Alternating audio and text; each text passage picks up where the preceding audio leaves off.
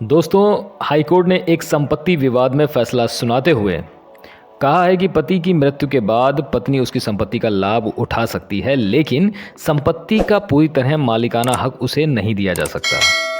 यह मामला 4 भाई बहनों और अन्य पारिवारिक सदस्यों के बीच संपत्ति बंटवारे को लेकर अदालत में पहुंचा था। हाईकोर्ट ने साफ किया कि हिंदू उत्तराधिकार कानून और पति की वसीयत के आधार पर ही पत्नी को संपत्ति का सीमित उपयोग करने का अधिकार मिलता है। आइए जानते हैं मामला क्या था। मामला दिल्ली के एक परिवार का है जिसमें पति ने अपनी वसीयत में पत्नी को संपत्ति का लाभ उठाने का अधिकार दिया था। पति ने अपनी वसीयत में साफ तौर पर लिखा था कि पत्नी संपत्ति से किराया तो वसूल कर सकती है और इसका उपयोग अपने जीवन काल के दौरान कर सकती है, लेकिन संपत्ति को बेचना या किसी अन्य को हस्तांतरित करना उसके अधिकार में नहीं होगा। जी हाँ दोस्तों, पति ने अपनी पत्नी के संबंध में पत्नी के हक में वसीयत तो कर दी थी, लेकिन वसीयत सिर्फ इस बात की थी कि वो अपने जीवन पर्यंत यानी कि जब तक जिंदा रहेगी तब तक उसका इस्तेमाल करेगी, किराया वसूल करेगी और जिस तरह से चाहे संपत्ति का इस्तेमाल कर सकती है। लेकिन संपत्ति किसी दूसरे को ना तो दान में दे सकती है, ना ही उसका बैनामा कर सकती है, यानी किसी को ट्रांसफ़र नहीं कर सकती। इस वसीयत के आधार पर ट्रायल कोर्ट ने फैसला सुनाया कि पत्नी संपत्ति का उपयोग कर सकती है, लेकिन उसकी मृत्यु के बाद संपत्ति उन लोगों में बटेगी जिनके नाम वसीयत में दर्ज हैं। यानी कि जो पति ने वसीयत लिखी थी, उस वसीयत में पत्नी के बाद यानी कि पत्नी जीवित जब तक रहेगी तब तक उस संपत्ति का इस्तेमाल करेगी। उसके बाद उन लोगों का जिनका नाम जिक्र किया गया था वसीयत में, उस आधार पर उन लोगों में बांट दी जाएगी जब पत्नी का देहांत हो जाएगा। अब हम बात करते हैं हाई कोर्ट का महत्वपूर्ण निष्कर्ष क्या निकला।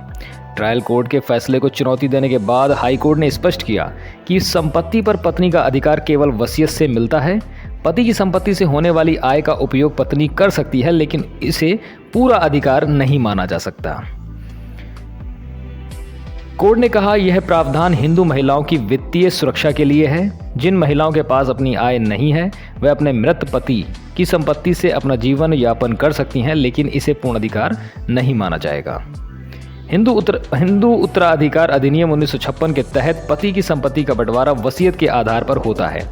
यदि पति ने वसीयत बनाई है तो उसमें दिए गए निर्देशों के अनुसार संपत्ति का बंटवारा होता है। जी हाँ दोस्तों, हिंदू उत्तराधिकार अधिनियम यानी जो हिंदू उत्तराधिकार कानून है उसके तहत अगर पति ने यानी कि कोई भी हिंदू व्यक्ति अगर मरता है तो उसके संबंध में अगर उसने वसीयत बनाई है तो उस वसीयत के आधार पर ही संपत्ति का बंटवारा किया जाता है। आगे चलते हैं। इसमें पत्नी को इसमें लाभ मिलता है, लेकिन संपत्ति बेचने का अधिकार नहीं मिलता। अगर वसीयत नहीं बनी होती है तो पति की पैतृक संपत्ति का बंटवारा पत्नी और अन्य परिवारजनों में समान रूप से होता है। यहाँ पर 2 चीज़ें ध्यान रखने की ज़रूरत होती है। एक तो ये कि संपत्ति किस तरह से मिली है।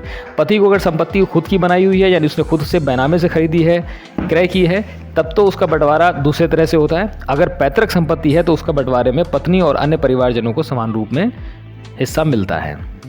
जी हाँ दोस्तों, आगे चलते हैं। हिंदू उत्तराधिकार कानून के अनुसार पत्नी का अपने पति की व्यक्तिगत संपत्ति पर अधिकार होता है, लेकिन पैतृक संपत्ति पर नहीं होता है। पति की मृत्यु के बाद पत्नी संपत्ति से अपने हिस्सेदारी तो ले सकती है, लेकिन उसे पूरी तरह से नहीं बेच सकती। यदि वसीयत के बिना मृत्यु होती है तो संपत्ति का बंटवारा कानूनी उत्तराधिकारियों में समान रूप से होता है।